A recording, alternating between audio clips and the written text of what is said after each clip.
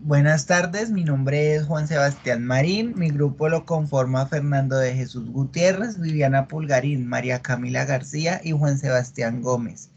Hoy les vamos a hablar de las reformas constitucionales y de la teoría de los mecanismos de reforma a la Constitución.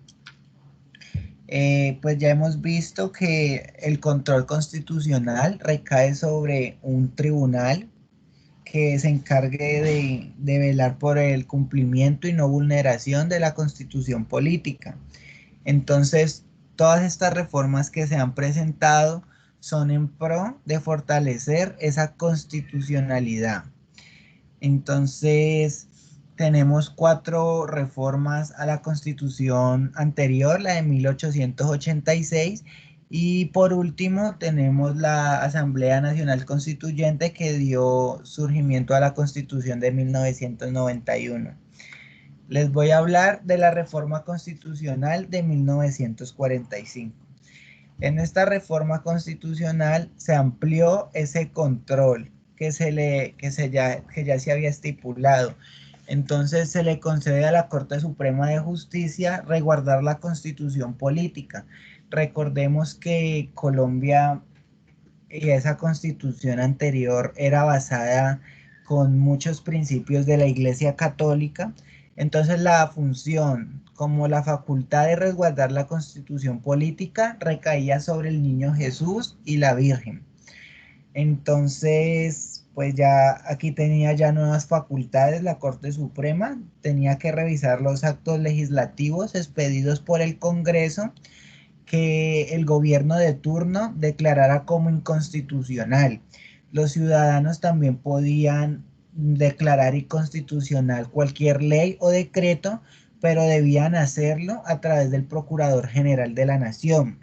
También vemos que se le da más funciones y poderes a los procuradores y fiscales, y el procurador general deja de ser nombrado por el presidente y lo pasa a elegir la Cámara de Representantes, escogido de una terna que es propuesta por el jefe de Estado. Esto significó, un verdadero alcance en jerarquía constitucional porque también da surgimiento al Consejo de Estado. La función del Consejo de Estado era también revisar los actos legislativos y leyes y decretos, pero en materia de administrativa. La reforma constitucional de 1945 también le atribuía nuevos deberes a los gobernadores y alcaldes, que tenían que por obligación constitucional objetar cualquier ley o decreto que ellos consideraran que fuera en contra de la constitución política. Eh, Bueno, yo les voy a hablar sobre la reforma de 1960. Esta reforma constitucional viene después de la caída de Rojas Pinilla y protestas cívicas que venían de años atrás, después de lo que fue una casi dictadura con él.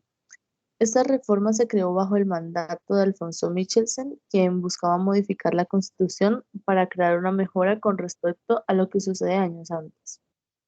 El acto legislativo número 1 de la reforma constitucional de 1960 se modificó el artículo 121 de la Constitución.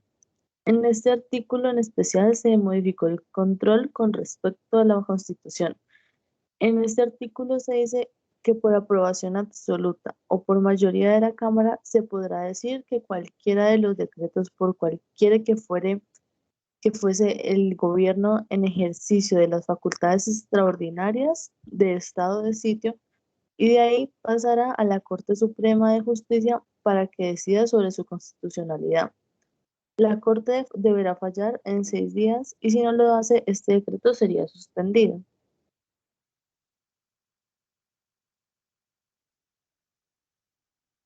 La reforma constitucional de 1968 fue la última gran reforma, la cual quedó recogida en el acto legislativo número 1 de diciembre 11 de 1968, la cual supuso la revisión de 74 de los más de 200 artículos que hoy se mira como una reforma de trámite, debido a que su carácter es más dogmático o ideológico que de que más que de carácter dogmático o ideológico fue de acento administrativo.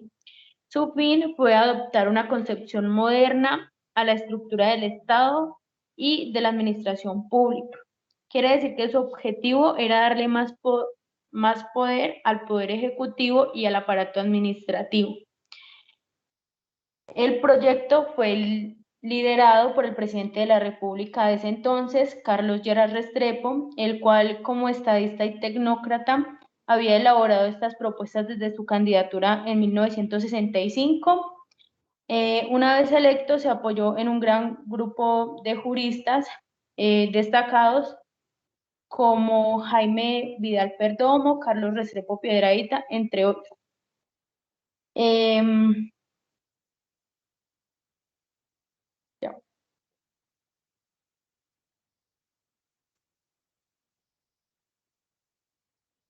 Yo voy a hablar sobre el proyecto de reforma constitucional propuesto por el gobierno de Virgilio Barcos.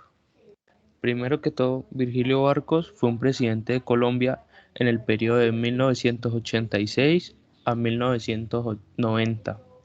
Durante su presidencia, hubo un fuerte enfrentamiento entre el gobierno y los principales carteles de droga del país. El presidente Barcos allanó el camino para la reforma constitucional de 1991 y llevó a cabo una exitosa política de paz que culminó con la reintegración del grupo guerrillero M-19 a la vida civil del país. Enfocó la inversión estatal en reducir la pobreza e implantó una ambiciosa política de protección de la diversidad cultural y biológica de la Amazonía. También inició un proceso de apertura de la economía que continuó el sucesor César Gaviria. Después de César Gaviria, probablemente fue el expresidente Virgilio Barcos, el colombiano, que jugó un papel más determinante en la preparación de la Constituyente de 1991. En efecto, el 20 de enero de 1988 fue él el que organizó una propuesta de convocar una consulta popular que condujera a la derogatoria del artículo 13 del plebiscito de 1957, que impedía aplicar métodos extraordinarios de reforma. En carta al espectador, el 30 de enero de 1988, concretó la propuesta de la convocatoria de un referendo para el 13 de marzo de 1988, en fecha de las elecciones locales, a fin de que el propio constituyente primario dejara sin piso la barrera proveniente del plebiscito de 1957 e incorporara a la Constitución vigente. No pocas resistencias surgieron al paso, pero cuando se desató la crítica contra la propuesta, Barcos se mantuvo firme. Gracias.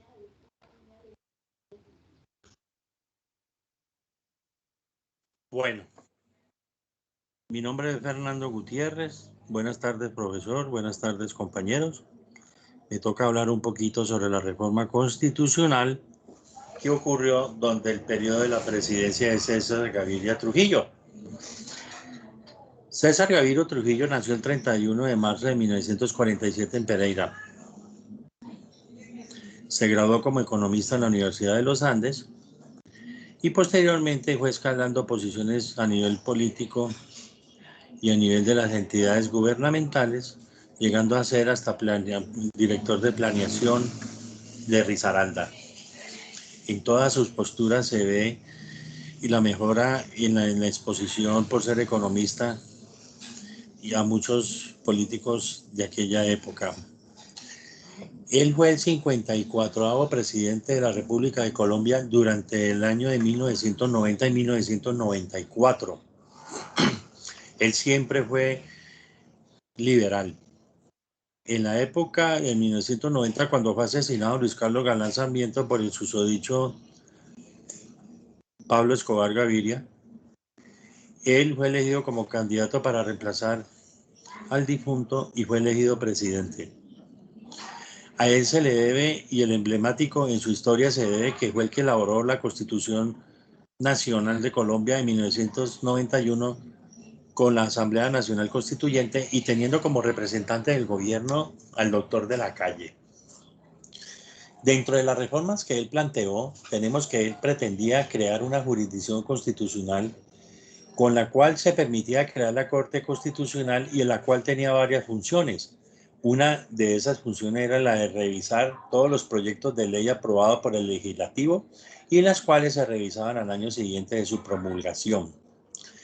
Además, la Corte Constitucional tendría competencia para poder decidir sobre la constitucionalidad de las leyes de los tratados públicos, de actos de convocación, de referéndum y asambleas constitucionales. Además, hay dos, de entre las muchas atribuciones que tenía la Corte Constitucional, hay dos de importancia, que era que ellos tenían la potestad de decidir la pérdida de investidura de algún senador o un representante a la Cámara y definir los conflictos de intereses, ¿cierto? De los conflictos de intereses entre los entes gubernamentales, territoriales y el gobierno. La Constitución reformó la rama judicial, dándole potestad entera al presidente para poder nombrar al fiscal general de la Nación en el artículo 249, al representante de la Cámara Jurisdiccional del Consejo Superior, de acuerdo al artículo 256, y al de la Corte Constitucional, artículo 239. Otro aporte que fue durante el gobierno constitucional de César Gaviria fue que la Constitución adoptó el sistema acusatorio para sustituir en aquella época que tenía el sistema inquisitivo, otorgando poder en la figura del fiscal general. Recordemos que en aquella época el sistema inquisitivo era demasiado lento y burocrático, con unos expedientes interminables en los cuales solamente pues accedían aquel ente jurídico que estaba interesado. En contraste con el sistema acusatorio, en el cual el sistema acusatorio se realizaba en audiencias públicas, donde estaba presente el juez y las partes que intervienen en el procedimiento. Esto es en grandes rasgos los aportes que hizo a la reforma constitucional durante el presidente César Gaviria Trujillo. Gracias. Bueno, ahora para finalizar, compartiremos un video sobre los mecanismos para reformar la constitución política.